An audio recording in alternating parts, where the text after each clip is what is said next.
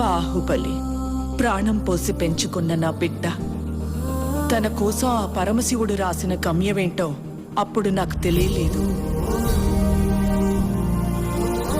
తన మరణం ఒక ముగింపు కాదు, ఓ మహాకార్యానికి ప్రారంభం. తన గమ్యం యుద్ధం, భూత వర్తమాన భవిష్యత్ కాలాలని శాసించి దేవాసుర సంగ్రామం. తప్పుకో విశాసుర, బాహుబలికి శిక్ష తప్పదు. సోదరా ఇంద్ర, నీకు బాహుబలి కావాలంటే నన్ను గెలిచి తీసుకో.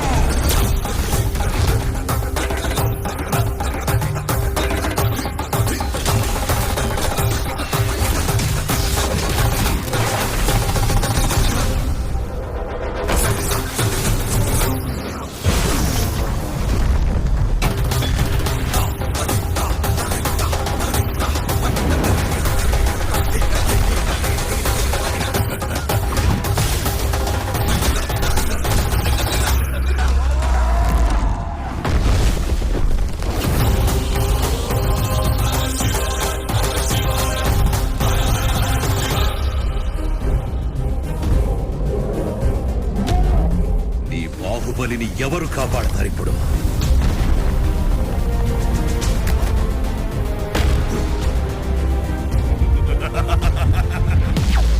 జై మహాకాల!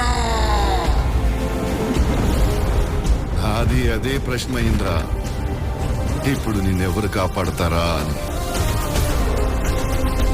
ఈ 14 లోకాల మనుగడ ఒకే ఒక మానవుడి చేతిలో. ఆ శక్తి పేరి